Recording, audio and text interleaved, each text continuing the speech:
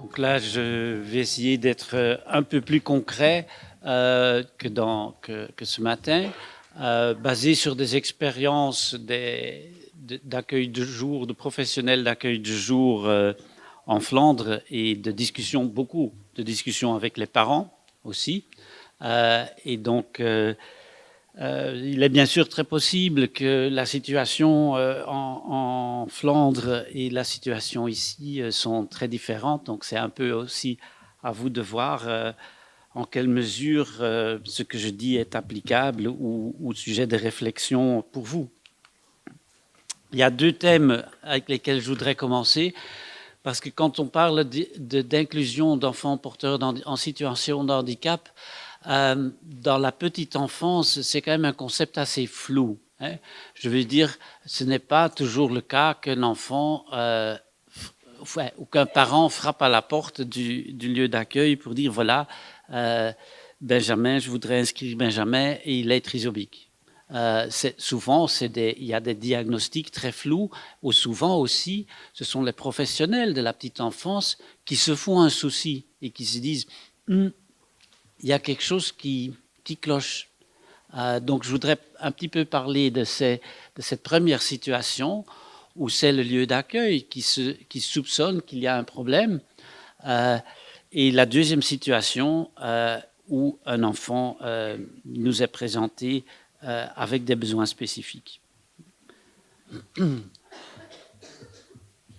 La question qui se pose quand même beaucoup et à laquelle on doit réfléchir, c'est dans cette première situation, on suppose un problème.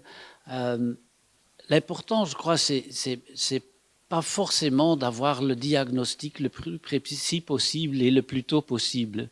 C'est surtout de pouvoir mutualiser les soucis sans rompre le lien avec les parents.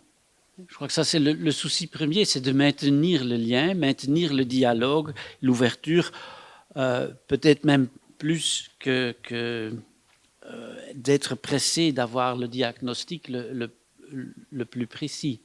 Alors la question, si c'est ça le souci premier, la question est qui, quoi et comment. Qui entre en dialogue avec le parent? Comment on entre en dialogue et qu'est-ce qu'on met en dialogue? Et donc ça, c'est un sujet qu'on a quand même beaucoup parlé, beaucoup discuté avec des professionnels et avec des parents. Donc ce que j'ai à dire là-dessus, ça ne vient pas de moi, ça vient d'eux, des gens qui font ce boulot, qui font ce travail. Et ce qu'on a quand même appris, surtout des parents, c'est qu'il ne faut pas hésiter. Il ne faut pas hésiter à mettre en parole les soucis qu'on a. Faisons-le dès le début. Il ne faut pas attendre qu'on fasse encore des observations et qu'on appelle à la directrice pour dire regarde-toi et puis il y a un spécialiste, regarde-toi et puis non. Communiquons nos incertitudes. On ne sait pas. On n'est pas certain de ce qu'on voit, mais on se fait des soucis. Est-ce qu'on peut partager ce souci de manière informelle? Et pas tous contre un. C'est quelque chose que les parents nous disent souvent. Ben alors, quand on est convoqué la première fois, on est là, et puis il y a la directrice, il y a la professionnelle, il y a la thérapeute, et c'est tous contre un. Il y a plus de dialogue. On est écrasé par les observations des experts, on n'a plus rien à dire, on n'a qu'à subir. Qui doit mettre ça en communication? Ben, la référente, la personne qui travaille avec l'enfant, peut-être plus que la direction. Bon, bref, ce qui importe, selon les parents, c'est la mise en commun, la sauvegarde du lien de confiance, plutôt que comme souci premier. Et quand on en parle du souci qu'on se fait sur un enfant, parlez, nous disent les parents, parlez au « je », à la première personne singulière plutôt qu'au « nous », pour éviter ce tous contre un, pour faciliter qu'il y ait une réponse possible. Parler de tous les aspects. Il y a des choses qui font souci, mais il y a aussi d'autres aspects. L'enfant n'est pas qu'un souci, bien sûr. Il est beaucoup de choses. Attention aux mots lourds. Comme une maman nous disait, le mot handicap, c'est quand même... C'est dur. comme label. Alors la règle qu'on a pris par rapport à ce que les parents nous disent, c'est on utilise le mot handicap quand le parent l'utilise, mais pas avant. Pareil pour les mots comme retard. Il est en retard. C'est gros, ça peut vouloir dire millions de choses. Donc soyez concrets, soyez pratiques. Qu'est-ce qu'on a vu et pourquoi on se pose des questions? Parce qu'on n'a pas l'habitude de voir ça chez un enfant. Est-ce qu'on peut partager ce souci? Est-ce qu'il n'y a que nous qui voyons ça? Est-ce que vous le voyez aussi? Et sauvegarder les liens est le plus important. Donc ça veut dire l'important dans cette première rencontre, dans cette première confrontation qui n'est pas facile, ce n'est pas forcément d'être tous d'accord. Ça peut être aussi en désaccord aussi longtemps que le lien peut être préservé. Donc ça veut dire on peut faire la place pour les émotions que ça provoque. Les émotions comme peut-être le soulagement. C'est ce qu'on apprend parfois des parents. Ils disent « Oh, c'était un soulagement quand la crèche nous en a parlé parce qu'on se faisait des soucis aussi. Et on ne savait pas comment mettre ça en communication. » Mais ça peut être la colère aussi. Mais qui est-ce que vous pensez que vous êtes de juger de mon enfant? Ça peut être la négation. Ah, nous, non. Non, non, c'est nous, dans la famille, tous sont comme ça. Non, moi, il n'y a pas de problème. C'est pas grave. Il n'y a rien qui est grave aussi longtemps que la porte ne se ferme pas. Qu'un deuxième entrevue, un troisième entrevue, un quatrième entrevue reste possible au rythme des parents. Et puis, il y a le problème de la documentation. On en a un petit peu parlé ce matin en réponse à une question. Justement, en préparant cette journée, que je suis tombé sur un article très récent d'une dame finlandaise qui étudie la différence entre la Finlande et la Norvège sur justement cette question: qui a le droit de dire quoi? Qui a le droit de juger de quoi? Et c'est intéressant de voir cette différence. Je ne vais pas creuser profondément, mais c'est intéressant de voir ces deux possibilités et les questions que cette chercheuse se pose sur le problème paradoxal de la documentation de l'enfant qui a des besoins spécifiques. Le paradoxe du diagnostic aussi, diagnostic qui labellise l'enfant, qui peut l'enfermer dans un diagnostic, mais qui en même temps est parfois aussi nécessaire pour ouvrir, pour réaliser le droit aux soins supplémentaires. Et donc, en Finlande, donc, quand on voit le premier stage, referral is sent to investigate needs. Donc, est-ce que l'enfant est envoyé dans un centre spécialisé pour évaluer ses besoins? C'est le cas en Norvège où donc le diagnostic doit être fait par un centre spécialisé pour autoriser, par exemple, une personne de plus dans l'équipe ou des soins particuliers. Alors qu'en Finlande, c'est l'équipe qui décide des soins, des besoins, de ce que l'équipe a besoin en dialogue avec les parents. Et de cette différence du départ découle toute une différence de l'approche.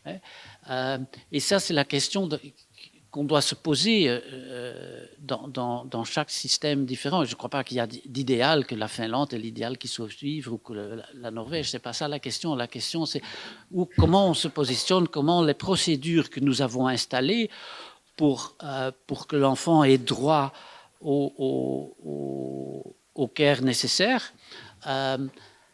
Est-ce que la documentation, le processus de diagnostic est un moyen d'assurer le droit, ou est-ce qu'il y a un engrenage bureaucratique qui fait que peut-être les gens qui sont moins aisés dans la bureaucratie, qui ont peut-être moins de connaissances de la langue dominante, n'arrivent pas à réaliser leurs droits? Ou est-ce que ça freine, ou est-ce que ça frotte? Est-ce que le diagnostic Je dis diagnostic, mais ça peut être toute évaluation, bien sûr. Est-ce que le diagnostic crée une proximité, une mise ensemble du souci de l'enfant, du souci de ses besoins, ou est-ce que il crée plutôt une distance par le vocabulaire de l'expertise? Est-ce que ça crée une position pédagogique, une réponse à qu'est-ce que cet enfant dans notre groupe a besoin pour qu'il puisse s'épanouir et que tous les autres enfants puissent s'épanouir? C'est la position pédagogique. Ou est-ce que c'est une position plutôt administrative, technique, je dirais étroitement thérapeutique? Donc, sur tout cet accompagnement du premier souci au diagnostic et à l'intervention qui est nécessaire pour donner l'enfant le care dont il a besoin. Il y a quand même pas mal de procédures qui diffèrent d'un pays, d'une région à l'autre, auxquelles il a besoin de réfléchir. Donc ça, pour la première partie, là où un enfant est dans la crèche, et puis après un certain temps, on se fait un souci. Le deuxième cas de figure, c'est l'enfant en situation de handicap qui entre dans le milieu d'accueil avec sa situation spécifique, où il est bien sûr important, pour moi ça reste le plus important, on n'accueille pas un enfant si on n'accueille pas ses parents. C'est la logique, on ne peut pas bien accueillir un enfant sans bien accueillir les parents, donc respecter la fragilité des parents, parce que ça n'est pas rien ce chemin, on l'a entendu ce matin, ça n'est pas rien de choisir un chemin inclusif comme parent, c'est éprouvant au quotidien. Avoir confiance dans la force des parents, explorer les soucis et les questions, donc c'est entrer en dialogue, ça veut dire pas forcément expliquer voilà comment nous on fait, mais de beaucoup demander comment vous faites, vous. Qu'est-ce qu'on peut apprendre de comment vous faites, vous. Explorer les attentes, et prendre le temps. Voilà, on a toujours le temps. Je crois que ça, c'est très important à le dire et à le redire. On a toujours le temps. Il y a toujours une nouvelle négociation qui peut s'ouvrir quand la première est fermée. On a le temps. Tout ne doit pas être réglé la première semaine, ni les 2 premières semaines, ni le premier mois. On peut toujours revenir en arrière. Là, il y a un groupe de parole, ça ne vient pas de nos parents, des parents à Gand avec qui on a travaillé, mais c'est un groupe de parole en Angleterre qui s'est mis ensemble et ils ont écrit un petit document que j'ai traduit ici pour aujourd'hui, un petit document qui s'adresse aux professionnels de la petite enfance et qui explique les 6 choses à ne pas dire. Donc c'est les parents de la région de Londres qui nous disent ça. Les 6 choses qu'ils n'aiment pas entendre des professionnels. La première chose, c'est « je suis désolé » pour le handicap de votre enfant, bien sûr. Ce que disent les parents anglais, c'est avoir un enfant porteur de handicap n'est pas une tragédie, ce n'est pas quelque chose à regretter. Seriez-vous peut-être désolé envers d'autres parents pour l'existence de leurs enfants?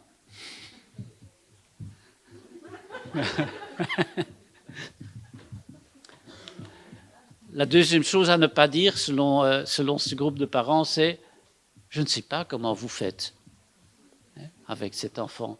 Comment nous faisons ?» Comme tous les parents, un moment, un jour, une année à la fois.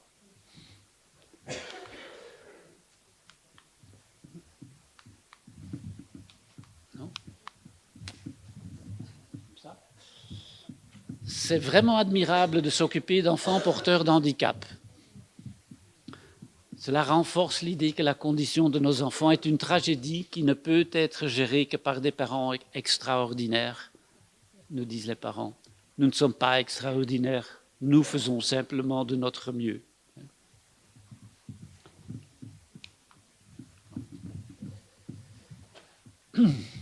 Avez-vous essayé une cure, une thérapie? Avez-vous déjà essayé de remédier à l'handicap de votre enfant? L'handicap, répondent les parents, ça fait partie de la vie de nos enfants. Ce n'est pas une maladie à guérir. D'autres, voilà, vous pouvez lire, hein, il a l'air tout à fait normal. Êtes-vous sûr qu'il a un handicap?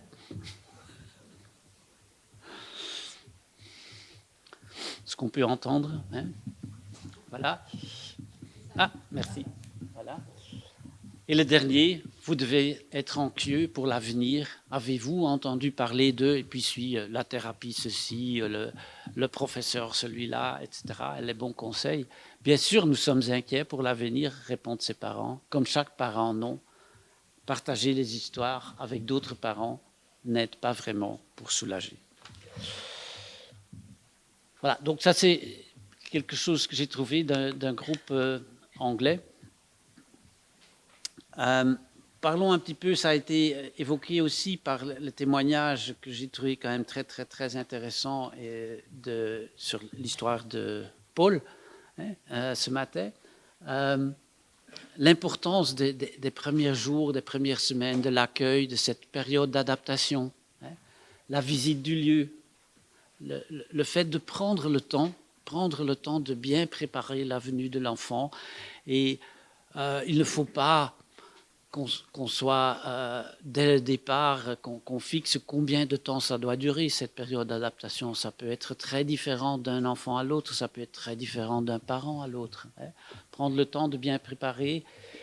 Ce que les parents nous disent beaucoup, c'est que quand ils arrivent pour la première fois dans le lieu d'accueil et on leur explique tout le fonctionnement du lieu d'accueil, ça ne marche pas.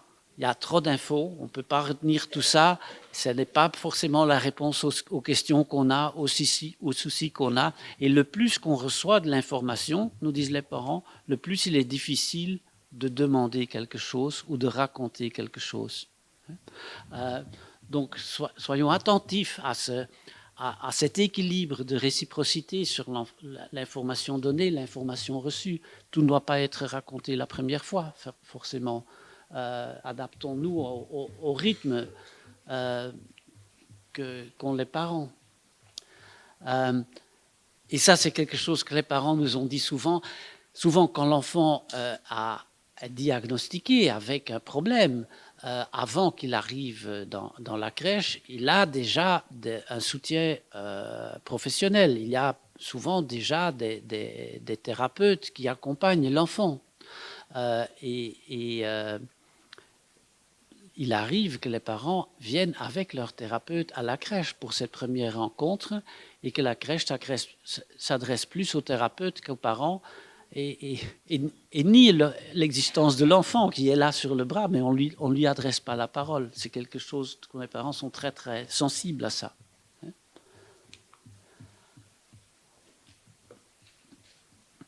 Je crois que c'est évident. Hein, en fait, c'est vrai pour tout parent, pour tout enfant, ce que j'ai là.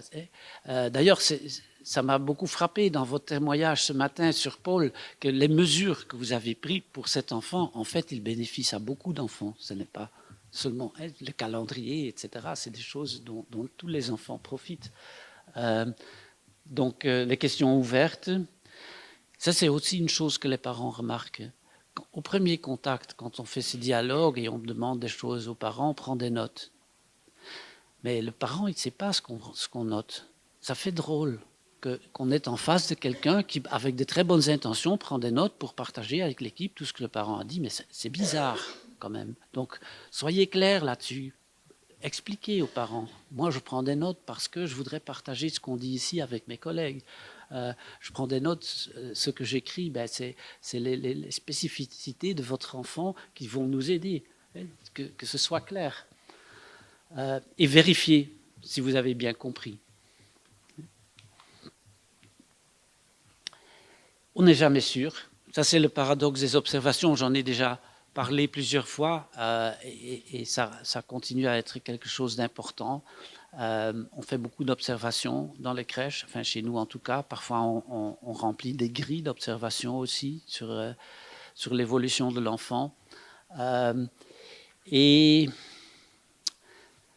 c'est difficile, je ne porte pas vraiment de jugement, mais c'est une réflexion plutôt qu'un jugement.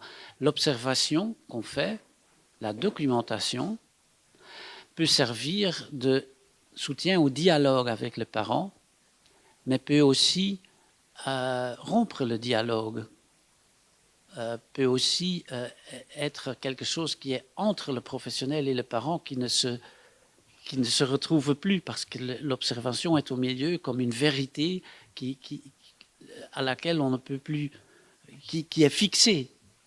Alors que je crois que c'est important que rien n'est jamais sûr, que tout peut changer avec des jeunes enfants d'un an, 2 ans, 3 ans. Il y a que les choses changent tous les jours. Et donc, veiller à ce qu'il y a suffisamment de place pour le dialogue, que la place n'est pas remplie tout à fait par la grille d'évaluation qu'on a remplie, ou par la documentation. Qu'il reste de la place pour le doute, pour le non-savoir, qu'il reste de la place aux parents. L'observation est un moyen pour faciliter le dialogue et n'est pas un objectif en soi.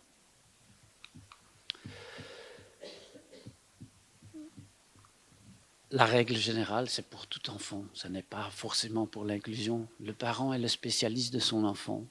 Et nous sommes le spécialiste de l'enfant dans le groupe. C'est 2 spécialismes différents et on a besoin des 2 pour bien prendre soin de l'enfant.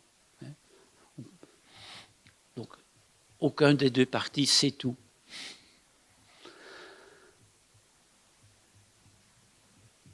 Voilà, je me répète, écouter et puis parler, et pas l'inverse. Prendre le temps. Savoir que, bon, peut-être qu'aujourd'hui, on n'aboutit pas là où on veut avec notre dialogue. Peut-être que demain, on pourra reprendre. Et si pas demain, ce sera peut-être après-demain ou la semaine prochaine. L'enfant dans le groupe, prochain sujet, important bien sûr. Ce qui est important dans le groupe, c'est pour l'enfant qui entre dans le groupe. C'est vrai pour chaque enfant, c'est une entrée dans la société. C'est une entrée dans la diversité de la société. Et donc, c'est le lieu où cet enfant recevra un message sur cette question fondamentale. Qui suis-je dans la confrontation avec les autres qui sont différents que moi? Qui suis-je et est-ce que je peux être qui je suis? C'est une question existentielle, mais c'est à partir de très jeune âge, de l'entrée dans la société, qu'on reçoit des images de cette société sur qui on est. C'est dans la confrontation avec des enfants qui ne sont pas garçons qu'on comprend ce que ça peut être dire d'être garçon. Et vice-versa, bien sûr. C'est dans la confrontation avec des enfants qui ne sont pas blancs de peau qu'on comprend ce que c'est d'être blanc de peau, et vice-versa.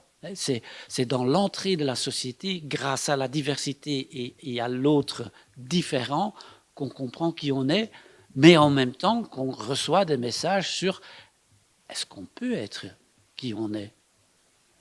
Et déjà, on voit très bien, à cet âge-là, il y a beaucoup d'exemples d'enfants de 2 ans, de 3 ans, qui sont fondamentalement blessés dans ce qu'ils reçoivent de la société. Des enfants qui... J'ai raconté dans la crèche avant-hier soir cette histoire de l'enfant de Raja qui lui dit à sa mère « Maman, ne parle plus jamais arabe quand les autres enfants peuvent entendre. » C'est des messages que les enfants nous disent sur comment cette confrontation à l'autre leur dit quelque chose sur qui ils sont. Donc, c'est quand même, pour tout accueil de la diversité, pour tout accueil d'enfants, quelque chose de fondamental. C'est cette image de soi positive qu'on peut donner à chaque enfant. Et donc, une réflexion sur quels mots on va utiliser pour parler de cet enfant qui est à certains aspects différents des autres. Il ne faut pas nier ces différences. Il faut bien mettre des mots. Est-ce que ça peut se négocier avec les parents? Comment on va mettre des mots dessus? Qui va le faire? Est-ce que c'est le parent qui va le faire, comme dans l'exemple qu'on a entendu de Paul? Est-ce que le parent préfère peut-être que ce soit quelqu'un d'autre? Qui va le faire?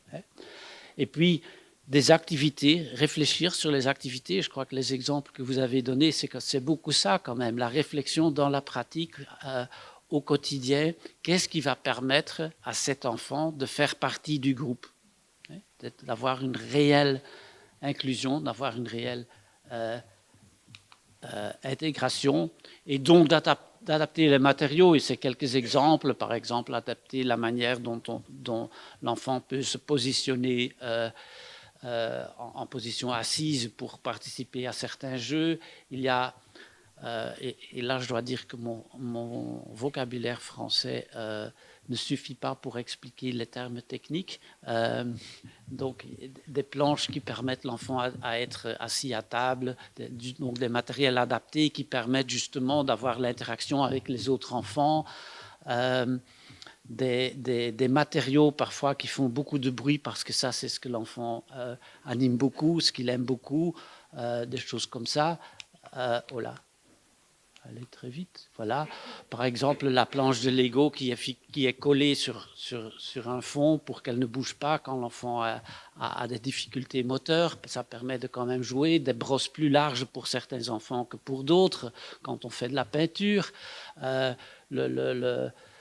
L'activity center qui est fixé sur le sol plutôt que mobile. Parfois, il s'agit de petites choses comme ça qu'on découvre. Il n'y a jamais de règle générale. C'est des petites choses qu'on découvre au quotidien quand on observe l'enfant, quand on en discute en équipe ou en parlant aux parents.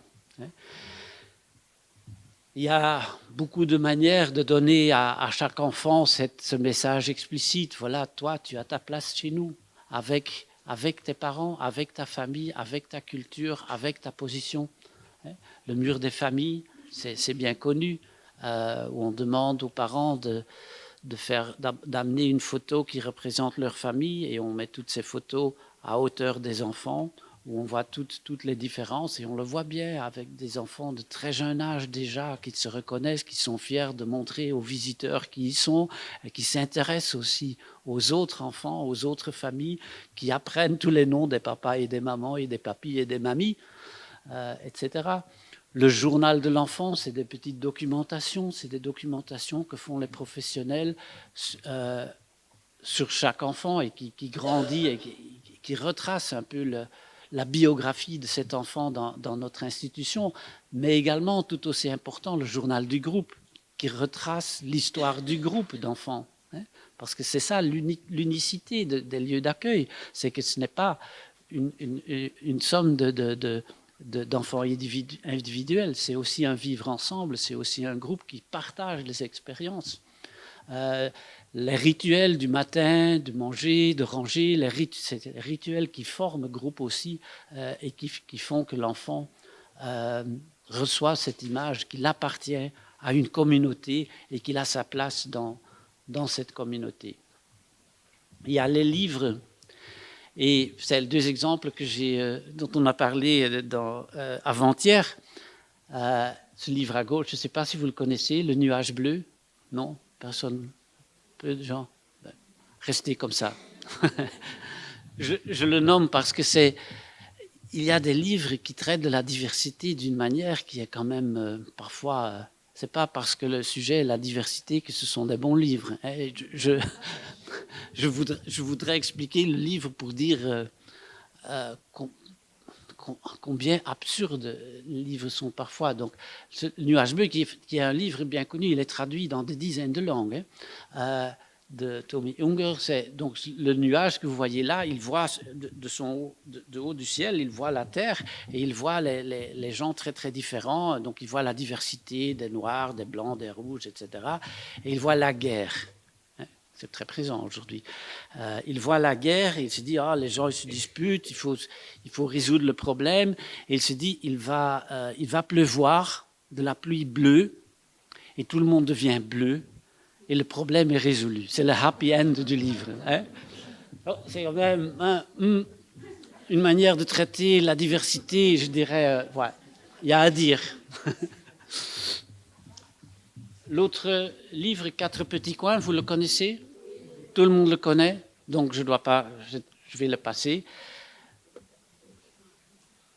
J'aime beaucoup ce livre, c'est un de mes livres préférés. Pourquoi ? Parce qu'il touche une chose fondamentale par rapport à l'accueil de la diversité et par rapport à l'accueil de l'enfant en situation de handicap. C'est que le respect de la diversité, ce n'est pas une tolérance pour quelqu'un, pour celui qui est en dehors de la norme. Ce n'est pas ça, le respect de la diversité. Le respect de la diversité, c'est la mise en question de la norme qui fait qu'un enfant est vu comme différent. Et c'est ça que raconte ce livre. Ce n'est pas une tolérance envers le petit carré, non. C'est une question sur la porte ronde. Et pour moi, ça, c'est le message essentiel. Donc, on va passer, vous connaissez.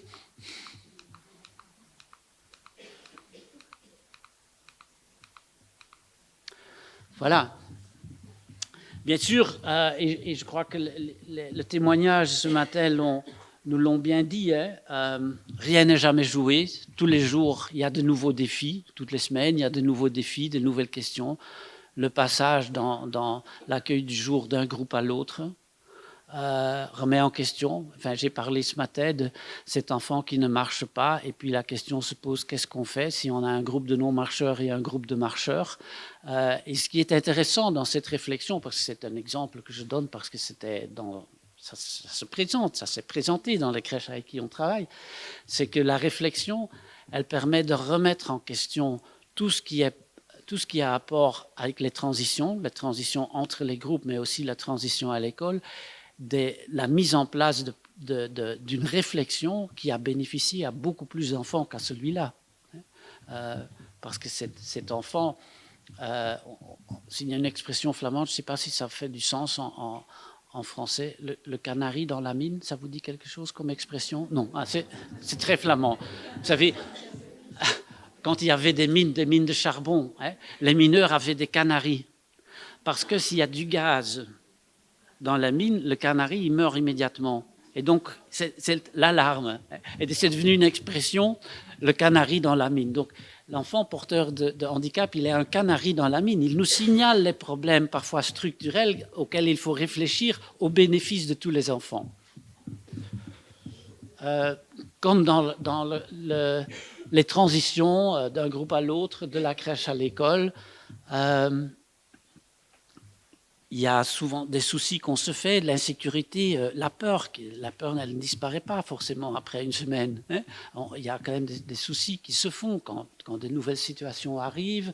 Qu'est-ce qu'on va faire? Et donc, ça demande quand même une réflexion continue et ce qu'il faut surtout éviter, mais je l'ai dit ce matin, c'est cet accueil conditionnel. Je crois que quand les choses marchent bien, c'est par l'inconditionnalité. C'est ce que vous avez dit, on ne savait pas très bien à quoi on allait commencer, mais on s'est dit, bon, on y va et on verra.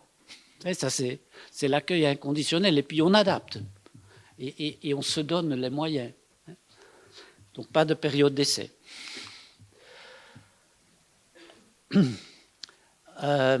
Toutes ces questions qui viennent et qui reviennent et tout le temps, et je crois pour la plupart des questions, la réponse est toujours la même. C'est bon, mettons-nous ensemble avec les parents et voyons ensemble ce qu'on va faire. Hein.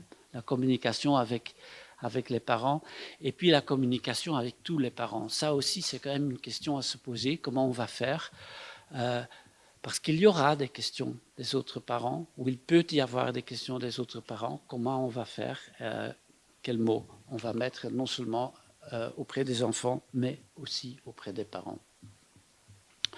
En conclusion, ce qu'on apprend des crèches avec lesquelles on a travaillé sur ce sujet et en faisant cette brochure orange dont je parlais ce matin, c'est quand même que l'inclusion est encore trop souvent une faveur. Certaines crèches le font, d'autres pas. Mais si certaines crèches le font, ils le font de plus en plus, et d'autres pas, ça peut avoir, c'est ce qu'on a vu quand même chez nous, sur un territoire, ça peut avoir des effets très contre-productifs. Que les crèches qui ont peur et qui ne sautent pas, qui ne font pas le saut, se disent alors aux parents, ouais, mais vous savez, pour vous, avec votre enfant, il y a là une crèche, eux, ils savent bien faire. Hein. Et donc, il il faut vraiment une approche non seulement de crèche individuelle, de lieu d'accueil individuel, mais sur un territoire pour que ça devienne un droit du parent de choisir l'inclusion ou bien le centre plus spécialisé. C'est le dilemme des centres d'expertise. Hein, quand certains lieux d'accueil deviennent experts dans l'accueil d'enfants en situation de handicap, ça peut avoir des effets très contre-productifs sur d'autres lieux d'accueil qui se sentent excusés de ne rien faire ou de ne pas s'engager. Voilà, ça je l'ai dit ce matin, faisons attention aux formations. Il y a des formations qui sont très intéressantes, très utiles et qui soutiennent le personnel, les professionnels, mais il y a des formations, surtout, je pense, les formations techniques sur l'autisme, sur ceci, sur cela, qui font plus de mal que de bien, je crois. Enfin, c'est ce qu'on constate chez nous. Donc, je crois que c'est plus important de soutenir les professionnels dans une approche de l'accueil de la diversité. Et puis, quand un enfant qui a des besoins spécifiques se présente, ce seront des besoins spécifiques particuliers à cet enfant, ben on verra en particulier avec cet enfant-là. Et bien sûr, ça demande un travail en réseau. Ce qu'on a vu je vais terminer par ça, il y a 6 ans, fait une grande recherche, on est en train de la refaire là, sur les lieux d'accueil en Flandre.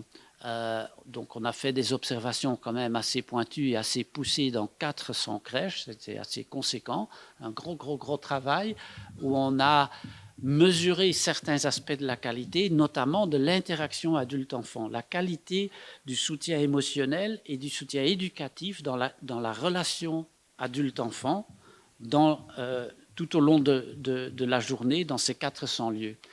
Et qu'est-ce qu'on a vu? Parce que c'est une question qui nous est souvent posée. Ouais, mais c'est quand même dur, c'est quand même lourd. Ça va être au détriment de la relation adulte-enfant pour les autres enfants, parce que cet enfant, il va demander trop d'attention, etc. Mais ce qu'on a vu, non, c'est pas vrai. Il n'y a pas d'impact négatif, ni d'ailleurs positif. Il n'y a pas d'impact sur la qualité de la relation adulte-enfant, la présence d'enfants en position de handicap, à condition qu'on respecte le ratio, le maximum d'enfants. Quand on va au-delà d'un certain nombre d'enfants par adulte, oui, là, on voit un impact parce qu'on ne peut pas se couper en deux. Et à condition qu'il y ait un bon encadrement, ce qu'appellent les Anglais, je ne sais pas comment traduire en français, le leadership. Donc ce n'est pas le management. Le management, c'est les affaires et les chiffres, c'est les tableaux Excel. Mais je veux dire le leadership, l'encadrement, le soutien pédagogique. Et donc, ce qu'on voit que dans les lieux d'accueil où tout se passe bien, donc c'est une enquête qu'on a fait aussi, c'est intéressant peut-être, auprès de l'accueil familial. On n'en a pas encore beaucoup parlé. Mais ce qui est remarquable, chez nous en tout cas, en Flandre, c'est qu'il y a une grande partie d'enfants porteurs de handicap qui est accueillie dans l'accueil familial, mais qui n'est pas en tant que tel dans les statistiques sur l'inclusion, parce qu'on le fait comme ça. Parce qu'on connaît la mère. On dit, ben ouais, elle a des difficultés, on va prendre l'enfant. Parce que l'enfant, il était déjà là, et quand on a vu qu'il y avait un problème, ou parce qu'on a gardé son frère, puis on va garder la sœur aussi. Donc, c'est une acceptation inconditionnelle, et on fait avec. Il y a tout un nombre, et ce qu'on a, on a fait une enquête très qualitative auprès de garde familiale, là où la dame qui fait le travail, c'est presque tous des femmes, la dame qui fait le travail se dit, moi je trouve que ça marche très bien, et où le parent dit aussi, ça marche très bien. Donc quand je dis, quand les choses se passent bien, qu'est-ce que ça veut dire, se passer bien? Mais ça veut dire que le parent et celle qui fait l'accueil trouve que ça se passe très bien. Et puis on est allé faire des observations et des interviews là où ça se passe bien. Je veux dire, mais qu'est-ce qui fait que ça se passe bien? C'est l'acceptation inconditionnelle. C'est de dire, ouais, nous on ne sait pas comment il faut faire, on ne sait pas, mais on va faire, et puis on verra, et on avisera. Et chaque fois qu'on tombe sur un problème, on va demander aux parents comment il faut faire. C'est très simple en fait. Donc c'est une sorte d'ignorance informée, on ne sait pas très bien, mais ce n'est pas de la stupidité non plus, c'est une ignorance informée, on s'informe. Mais ce n'est pas une spécialité, c'est ça que je veux dire. Et ce qu'on a remarqué aussi, que c'est dans ces foyers, ces dames travaillaient beaucoup la relation de l'enfant en position de handicap avec les autres enfants et inventaient des tas de choses miraculeuses parfois au quotidien de comment mettre en lien ces enfants et faire qu'ils peuvent jouer ensemble. Ça demande bien sûr un soutien et un travail en réseau, parce qu'il y a aussi un autre côté, c'est qu'elles nous ont dit qu'elles se trouvaient parfois très seules aussi, et qu'il fallait beaucoup se débrouiller. Donc ce désir de travailler en réseau est quand même très important. La collaboration avec les spécialistes, qui doit être, je crois, le plus possible une collaboration ponctuelle plutôt que structurelle. Qu'est-ce que je veux dire avec ça? Ponctuelle, ça veut dire à mesure de cet enfant. Et à mesure de cet enfant, si possible, le soutien technique spécialisé, il vient par le biais du parent. Je l'ai dit ce matin aussi, ça ne doit pas être le personnel du lieu d'accueil qui doit se spécialiser. Bien sûr, il y a parfois des choses qu'on doit apprendre. Par exemple, quand un enfant doit être nourri par sonde, ça s'apprend. Comment se fait? C'est pas tellement compliqué non plus. Mais on ne doit pas devenir des psychothérapeutes, on ne doit pas devenir des physiothérapeutes, ce n'est pas ça. Donc si physiothérapie est nécessaire, on demande aux parents avec qui vous travaillez, est-ce qu'on peut travailler avec la même personne? Et puis il y a cette question qui se pose, est-ce que l'enfant est sorti du groupe pour faire sa session de thérapie, ou est-ce que la session de thérapie se fait dans le groupe? Est-ce que la thérapeute s'occupe de l'enfant, ou est-ce que cette thérapeute soutient le personnel? Je n'ai pas de réponse à ces questions, mais je crois que pour chaque nouvel enfant, c'est une question à poser, c'est une question à discuter dans l'équipe et avec les parents. Donc c'est important bien sûr de connaître les services à qui on peut faire appel, qui est dans ma région, enfin dans ma commune, dans ma municipalité, dans l'autre municipalité, à qui est-ce qu'il y a des centres qui peuvent nous aider si on a des questions qu'on ne peut pas résoudre avec les parents, mais en tout cas sauvegarder cette régie des parents comme premier éducateur. Et sauvegarder, pour moi, je vais terminer par là, sauvegarder votre propre professionnalité. Je l'ai dit ce matin et il faut le redire, il faut toujours le redire. Votre professionnalité en tant que professionnel de la petite enfance, c'est la relation avec l'enfant, c'est la relation entre les enfants et c'est la relation avec les parents. Donc c'est ça le spécialisme de cette profession de la petite enfance et c'est ça qu'il nous faut pour l'inclusion. Voilà.